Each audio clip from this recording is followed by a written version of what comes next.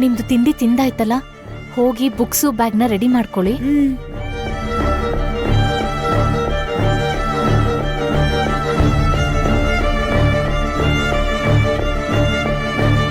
ದೇವಯಾನಿ ಹಾಗೆ ಮಾತಾಡ್ತಾ ಇದ್ರು, ನೀನ್ ಯಾಕೆ ಸುಮ್ನೆ ಇದ್ದೆ ಭಾಗ್ಯ? ನೀನ್ ಈ ಮನೆ ಸೊಸೆ ಅನ್ನೋದನ್ನ ನಾನ್ ನಿನಗ್ ನೆನ್ಪಿಸ್ಬೇಕಾ? ಭಾಗ್ಯನ್ಗೆ ಗೌರವ ಕೊಡೋದ್ ಮಾತ್ರ ಗೊತ್ತು ಅರವಿಂದ. ಗರ್ವದಲ್ಲಿ ಮಾತಾಡೋರ್ ಹತ್ರ ಉತ್ತರ ಕೊಡೋಕ್ ಗೊತ್ತಿಲ್ಲ. ಕಲ್ತ್ಕೋಬೇಕು ರೀ. ಅವಳಗ್ ಬೇಜಾರ್ ಮಾಡ್ತಾ ಇದ್ರು ಮೌನವಾಗಿದ್ದೆ ಸಹಿಸ್ಕೊಂಡಿರ್ತಾಳೆ.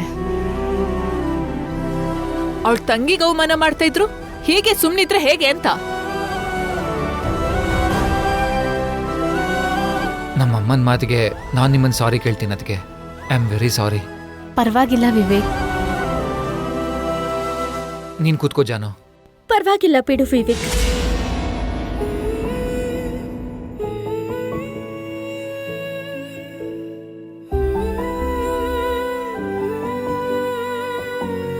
ಇನ್ನೊಂದ್ಸಲ ಯಾರು ಏನೇ ಅಂದ್ರು ನೀನ್ ಮೌನವಾಗಿ ಕೂಡ್ದು ಭಾಗ್ಯ.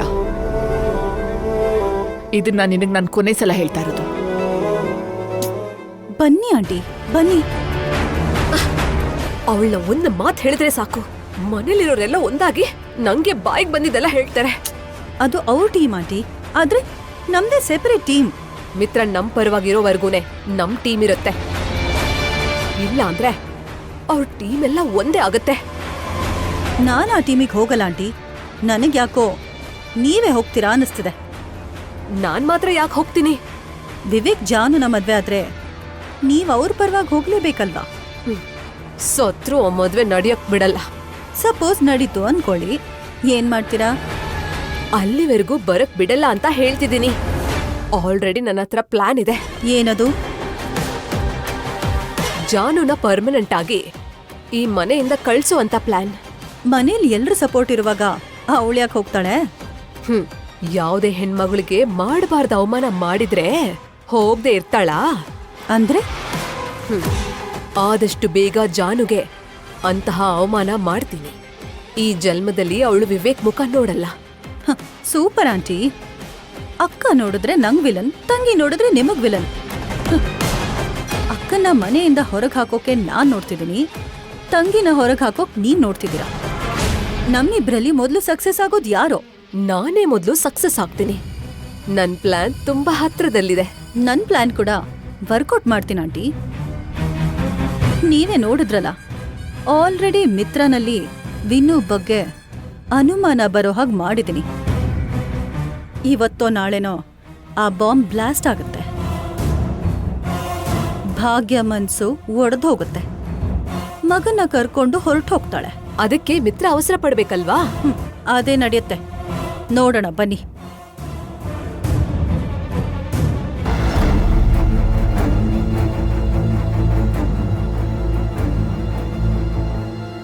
ಮಿತ್ರ ಬರ್ತಿದ್ದಾನೆ ಅರವಿಂದ. ಅವನ್ನ ಕೂರ್ಸ್ಕೊಂಡು ಶಾಂತಿ ಪೂಜೆ ಬಗ್ಗೆ ಮಾತಾಡೋಣ. ಇವಾಗ ಯಾಕೆ ಬಿಡಿ ಮಾವ, ಅವ್ರ ತಿಂಡಿ ಕೂಡ ತಿಂದೇ ಹೋಗ್ತಾರೆ. ಇವಾಗಲ್ಲ ಅಂದ್ರೆ ಇನ್ಯಾವಾಗ ಮಾತಾಡ್ತೀಯ ಭಾಗ್ಯ? ಪೂಜೆಗೆ ಟೈಮ್ ಕೂಡ ಹತ್ರದಲ್ಲೇ ಇದೆಯಲ್ವಾ? ನಾವು ಮಾತಾಡ್ತೀವಿ ಬಿಡಮ್ಮ, ನೀನೇನ್ ಟೆನ್ಷನ್ ಮಾಡ್ಕೋಬೇಡ. ಲಕ್ಕಿ, ರೆಡಿನಾ? ಹೊರಡೋಣ. ಮಿತ್ರ ಬಾರೋ, ಟಿಫನ್ ಮಾಡೋಣ. ನಂಗೆ ಹಸಿವಿಲ್ಲ ಡ್ಯಾಡ್. ನಮ್ಗೆ ನಿನ್ ಜೊತೆ ಕೂತ್ಕೊಂಡು ತಿನ್ಬೇಕು ಅಂತ ಆಸೆ ಕಣು. ಪ್ಲೀಸ್ ಅಣ್ಣ, ನಮ್ ಜೊತೆ ಕೂತು ಬ್ರೇಕ್ಫಾಸ್ಟ್ ಮಾಡಿ ತುಂಬಾ ದಿನ ಆಯ್ತು.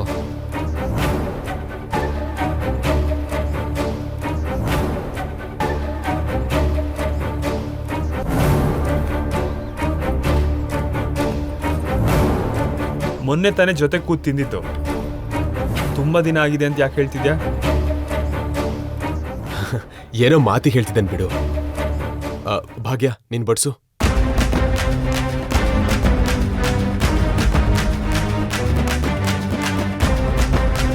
ಮಿತ್ರ, ನಾಳೆ ಏನ್ ಕೆಲ್ಸ ನಿಂದು? ಏನಕ್ ಮಾಮ್? ನಾಳೆ ದೇವಸ್ಥಾನದಲ್ಲಿ ಪೂಜೆ ಇದೆ ಮಿತ್ರ, ಎಲ್ರೂ ಹೋಗ್ಬೇಕು. ಏನ್ ಪೂಜೆ?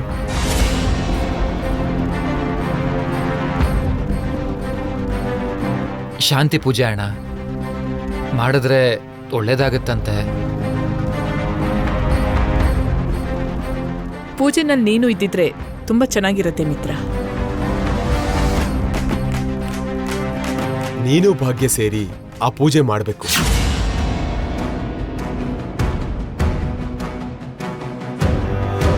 ಹಾಗಂತ ನೀನ್ ಹೇಳತ್ಯಾ?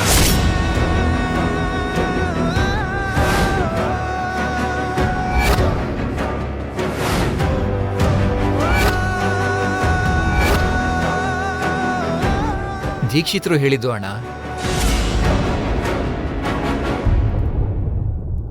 ಅದೇನು ಮಿತ್ರ, ತಿಂದೆ ಹಾಗೆ ಎದ್ಬಿಟ್ಟೆ? ಆಗ್ಲೇ ಹಸುವಿಲ್ಲ ಅಂತ ಹೇಳಿದ್ನಲ್ಲ ಮಾಮ್, ಈಗ ಅದು ಪೂರ್ತಿಯಾಗಿ ಸತ್ತೇ ಹೋಯ್ತು.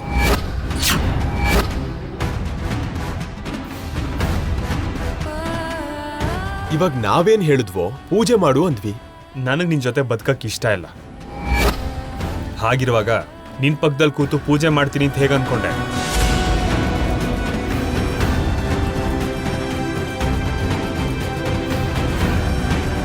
ಅದು ವಿನುಗೋಸ್ಕರ ಅಣ್ಣ.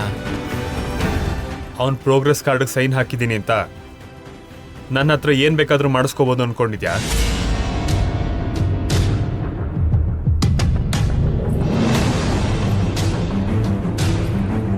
ನಿನ್ನ ಅತಿ ಬುದ್ಧಿವಂತಿಕೆ ನನ್ನ ಹತ್ರ ತೋರಿಸ್ಬೇಡ. ಇದು ಗಂಡಾಂತರದ ಸಮಸ್ಯೆ ಮಿತ್ರ. ನೀನು ಭಾಗ್ಯನ್ ಜೊತೆ ಕೂತ್ಕೊಂಡು ಶಾಂತಿ ಪೂಜೆ ಮಾಡಿಸಿದ್ರೆ ಆ ಗಂಡಾಂತರಕ್ಕೆ ಪರಿಹಾರ ಆಗತ್ತೆ. ಈ ಗಂಡಾಂತರ ನನ್ ಬಿಟ್ಟು ಹೋಗ್ಬೇಕಂದ್ರೆ ಏನ್ ಪೂಜೆ ಮಾಡ್ಬೇಕು ಅಂತ ಹೇಳಿ ಮಾಮ್, ಮಾಡ್ತೀನಿ.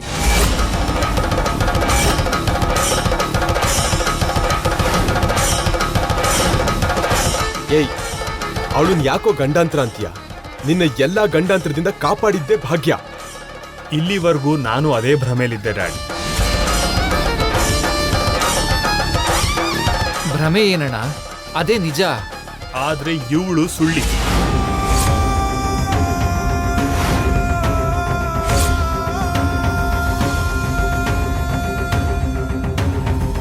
ದೊಡ್ಡ ಮೋಸಗಾತಿ. ಅದನ್ನ ನಾನು ಯಾವತ್ತೂ ಕ್ಷಮಿಸಲ್ಲ.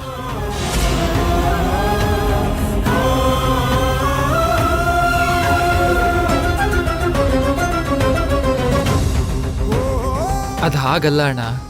ಲಕ್ಕಿ, ನಾನ್ ಕಾರ್ ಹತ್ರ ಕಾಯ್ತಿರ್ತೀನಿ, ಬೇಗ ಬಾ. ಬರ್ತಾ ಇದ್ದೀವಪ್ಪ. ಏನ್ ಭಾಗ್ಯ ಇದು? ಮಿತ್ರನ್ ಮುಂದೆ ನಿನಗ್ ಬಾಯ್ ಬರಲ್ವಾ ಏನು? ಮೌನವಾಗಿರ್ಬೇಡ ಅಂತ ಇವಾಗಷ್ಟೇ ಹೇಳಿದ್ನಲ್ವಾ?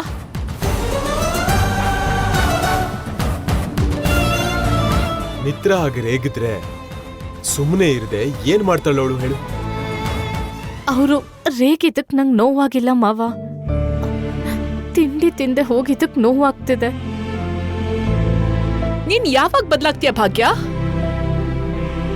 ಬದಲಾಗ್ಬೇಕಾಗಿರೋದು ಅವಳಲ್ಲ, ಮಿತ್ರ.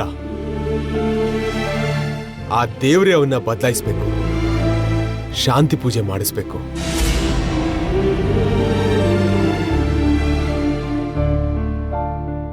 ತುಂಬಾ ಚೆನ್ನಾಗಿ ಟ್ರೈನ್ ಮಾಡಿದ್ಯಾ ಮನೀಷಾ. ಮಿತ್ರ ಭಾಗ್ಯನ್ ಮೇಲೆ ಫೈರ್ ಆಗ್ತಿದ್ದಾನೆ. ಅದೇ ಹೇಳ್ದೆ ಅಲ್ವಾ ಆಂಟಿ, ಇದು ಟೀಸರ್ ಅಷ್ಟೇ. ಮುಂದೆ ಮುಂದೆ ಭಾಗ್ಯಗೆ ತಲೆ ತಿರುಗೋ ತರ ಸಿನಿಮಾನೇ ಕಾಣುತ್ತೆ. ಆ ಬಾಂಬ್ ಯಾವ್ದು? ಬೇಗ ಹಾಕು. ಅದಕ್ಕೂ ಟೈಮ್ ಬರ್ಬೇಕು ಆಂಟಿ. ನೀವೇ ಹೇಳಿದ್ರಿ ಅಲ್ವಾ, ಅಳದು ತೂಗಿ ಚಾಣಕ್ಯ ನೀತಿ ತೋರಿಸು ಅಂತ. Wait and C.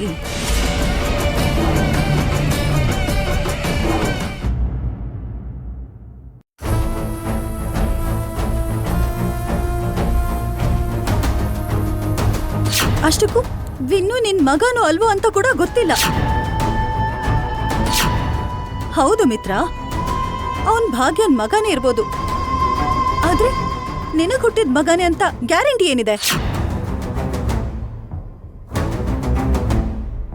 ಇವನ್ ಬಗ್ಗೆ ಹೇಗ್ ತಿಳ್ಕೊಳ್ಳೋದು? ಇವನನ್ನೇ ಕೇಳಿದ್ರೆ ಒಳ್ಳೇದಾ? ಅಪ್ಪ, ನೀವ್ ನನ್ನ ಹತ್ರ ಏನೋ ಮಾತಾಡ್ಬೇಕು ಅನ್ಕೋತಾ ಇದ್ದೀರಾ ಅಲ್ವಾ? ಆ ವಿಷಯ ನಿನ್ಗೆ ಹೇಗೋ ಗೊತ್ತಾಯ್ತು? ಹಾಗೆ ಯಾಕೋ ಅನ್ನಿಸ್ತು. ಹಾಗೆ ಹೇಗೆ ಅನ್ನಿಸ್ತು ವಿನು? ಏನೋ ನಾನು ಇಷ್ಟು ದಿನ ಅಪ್ಪನ್ನ ಮಿಸ್ ಮಾಡ್ಕೊಂಡೆ ಅಲ್ವಾ. ಯಾವಾಗ್ಲೂ ಅಪ್ಪನ ಬಗ್ಗೆ ಯೋಚನೆ ಮಾಡೋದ್ರಿಂದ ಹಾಗನ್ನಿಸ್ತು. ಇವಾಗ ಅಪ್ಪ ನಿನ್ ಪಕ್ಕನೇ ಇದ್ದಾರಲ್ಲ ವಿನು. ಪಕ್ಕದಲ್ಲೇ ಇದ್ದಾರೆ. ಆದ್ರೆ ನಿನ್ನನ್ ಪ್ರೀತಿಸೋ ತರ ನನ್ನನ್ ಪ್ರೀತಿ ಮಾಡಲ್ಲ ಅಲ್ವಾ? ಆತರ ಏನಿಲ್ಲ ವೀನು. ಅಪ್ಪಂಗೆ ನೀನು ನಾನು ಇಬ್ರು ಒಂದೇ ಅಲ್ವಾ ಅಪ್ಪ? ಅಷ್ಟಕ್ಕೂ ನೀವೇನ್ ಮಾತಾಡ್ಬೇಕು ಅನ್ಕೋತಾ ಇದ್ದೀರಾ ಅಪ್ಪ? ಆ, ನೀವು ಮುಂಚೆ ಎಲ್ಲಿದ್ರಿ? ನಾನ್ ಹುಟ್ಟಿದ್ದು ಚಿಕ್ಕಮಗಳೂರಲ್ಲಿ, ಬೆಳ್ದಿದ್ದು ಡೆಲ್ಲಿಲಿ. ಇದ್ರ ಮಧ್ಯೆ ಅಂದ್ರೆ ಸ್ವಲ್ಪ ತಿಂಗಳುಗಳ ಹಿಂದೆ ಅಮ್ಮ ನಾನು ಬೆಂಗಳೂರಿಗೆ ಬಂದ್ವಿ. ಅವಾಗಿಂದ ವೀನು ನನ್ಗೆ ಬೆಸ್ಟ್ ಫ್ರೆಂಡ್ ಆದ.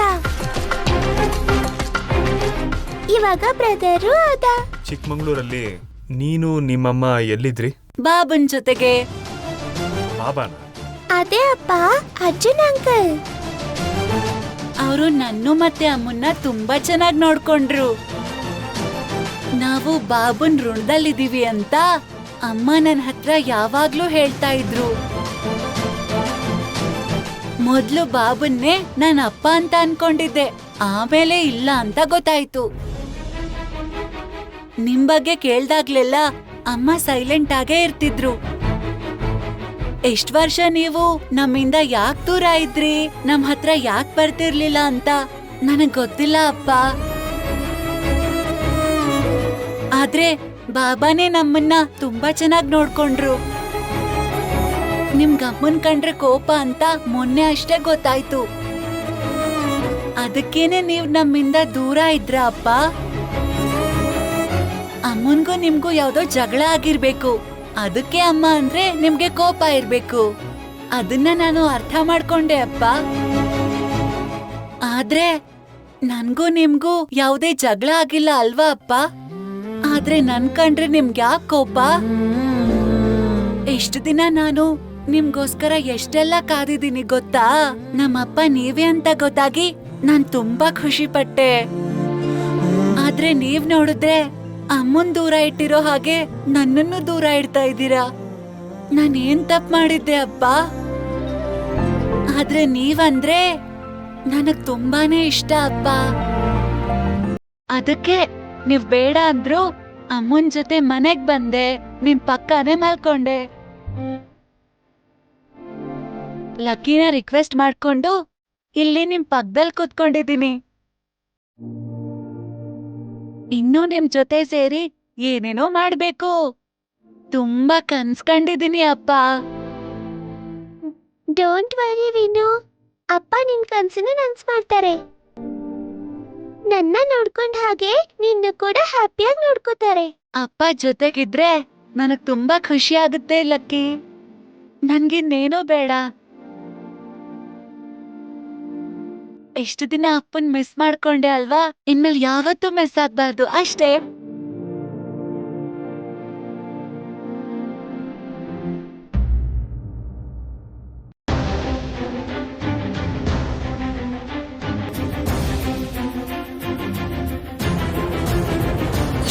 ಪಕ್ಕದಲ್ಲಿ ಯಾಕೆ ಕೂತ್ಕೊಂಡೆ ಅಮ್ಮ? ಅವನ್ ತೊಡೆ ಮೇಲೆ ಕೂತ್ಕೊಂಡಿದ್ರೆ ಇನ್ನೂ ಚೆನ್ನಾಗಿರ್ತಿತ್ತು. ಅತ್ತೆ, ಯಾರೇ ನಿಂಗತ್ತೆ? ಕೇಳಿದ್ರು ಅಂತ ಬೆರಳು ಕೊಟ್ರೆ ಹಸ್ತಾನೆ ನುಂಗೋ ಹಾಗೆ. ಈ ಮನೇಲ್ ಭಾಗ್ಯ ಸಾಲ್ದು ಅಂತ ಅವಳ ತಂಗಿನೂ ಕರ್ಕೊಂಡ್ ಬಂದಿದ್ದಾಳೆ. ಇದೇನಾದ್ರೂ ಧರ್ಮಛತ್ರನ? ದಿಕ್ಕಿಲ್ದಿರೋರೆಲ್ಲ ಇಲ್ಲಿ ಬಂದ್ ಸೇರಕ್ಕೆ ಸ್ವಲ್ಪನೂ ನಾಚಿಕೆ ಇಲ್ಲ.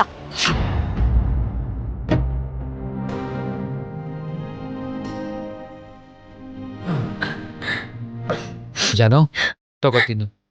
ನಂಗ್ ಬೇಡ. ನಾನ್ ತಂದ್ರು ತಿನ್ನಲ್ವಾ? ನಿನಗೆ ಯಾರು ತಗೊಂಬರೋದಕ್ಕೆ ಹೇಳಿತು?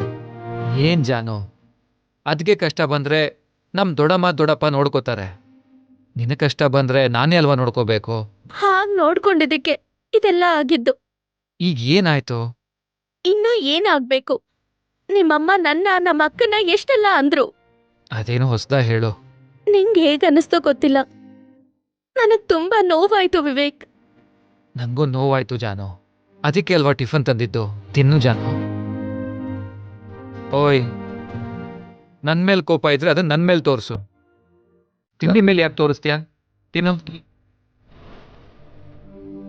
ತಿನ್ನು ಜಾನು.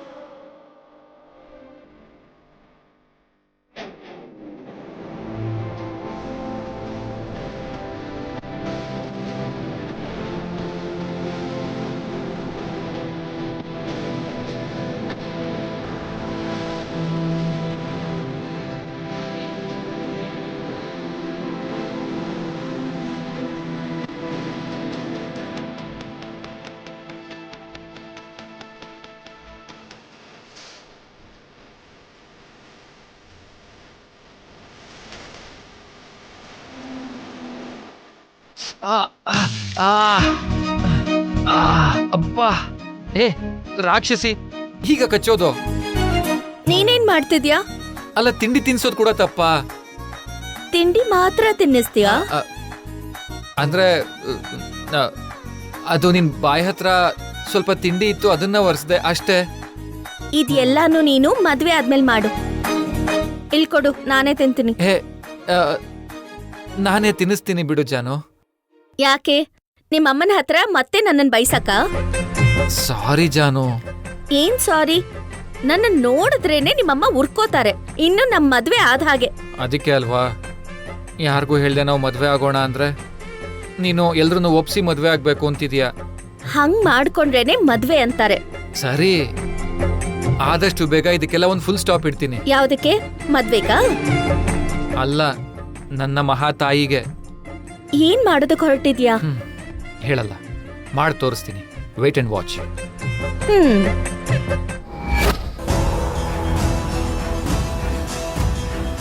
ದೀಕ್ಷಿತ್ರ, ಅರವಿಂದ್ ಅವ್ರ ಲೈನಲ್ಲಿದ್ದಾರೆ. ನಾನು ಹೇಳಿದ್ದನ್ನ ಪೂಜೆ. ಆಯ್ತು ದೀಕ್ಷಿತ್ರೆ, ನಮಸ್ಕಾರ. ಹಾ ಹೇಳಮ್ಮ. ನಮಸ್ಕಾರ ದೀಕ್ಷಿತ್ರೆ, ಒಂದ್ ಸಮಸ್ಯೆ ಇದೆ.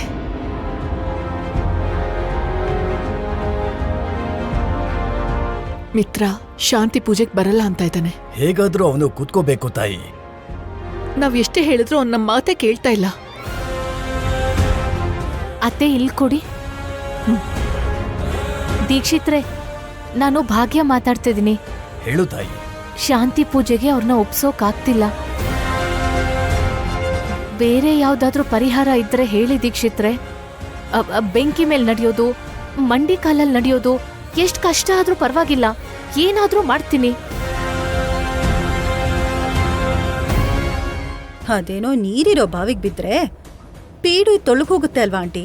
ಮಿತ್ರನ್ ಗಂಡಾಂತರ ನಿವಾರಣೆ ಆಗುತ್ತೆ ಅಂದ್ರೆ ಅವಳು ಆ ಕೆಲ್ಸ ಕೂಡ ಮಾಡ್ತಾಳೆ. ತಾಯಿ, ನೀನು ಎಷ್ಟು ಕಠೋರವಾದ ವ್ರತ ಆದ್ರೂ ಮಾಡ್ತೀಯ, ಅದ್ ನನಗೆ ಗೊತ್ತಿದೆಮ್ಮ. ಆದ್ರೆ ಇದು ನೀವು ಗಂಡ ಹೆಂಡತಿ ಸೇರಿ ಮಾಡುವಂತ ಪೂಜೆ. ಅವ್ರು ಮಾಡಲ್ಲ ಅಂತಿದ್ದಾರೆ, ನಾನೇನ್ ಮಾಡ್ಲಿ?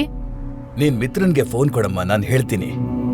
ಅವ್ರು ಮನೇಲಿ ಇಲ್ಲ, ಈಗಷ್ಟೇ ಮಕ್ಳನ್ ಕರ್ಕೊಂಡು ಸ್ಕೂಲಿಗೆ ಹೋಗಿದ್ದಾರೆ.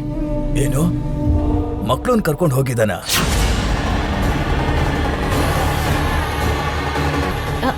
ಏನಾಯ್ತು ದೀಕ್ಷಿತ್ರೆ?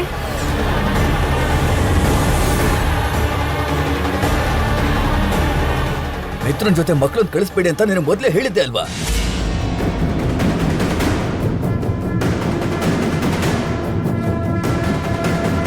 ನೀನಿಲ್ದೆ ಅವ್ರನ್ನ ಹೇಗ್ ಕಳಿಸ್ದೆ? ಕಳ್ಸಿದ್ರೆ ಏನಾಗುತ್ತೆ ದೀಕ್ಷಿತ್ರೆ? ಅಯ್ಯೋ, ಮಿತ್ರನ್ ಗಂಡಾಂತರ ಮಕ್ಳಿಗೆ ತಾಗತ್ತೆ ಅಂತ ಅವತ್ತೇ ಹೇಳಿದ್ದಲ್ಲ.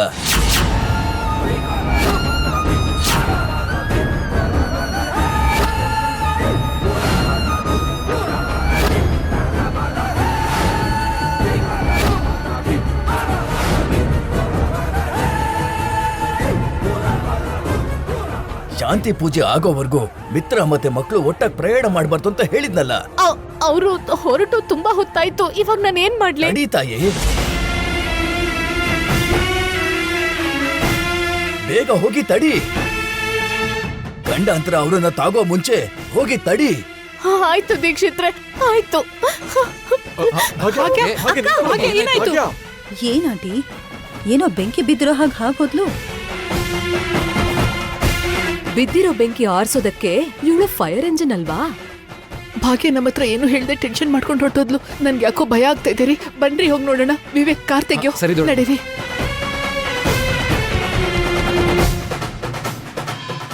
ಏನು, ಎಲ್ರೂ ಒಟ್ಟಾಗಿ ಹೋಗ್ತಿರೋ ಹಾಗಿದೆ.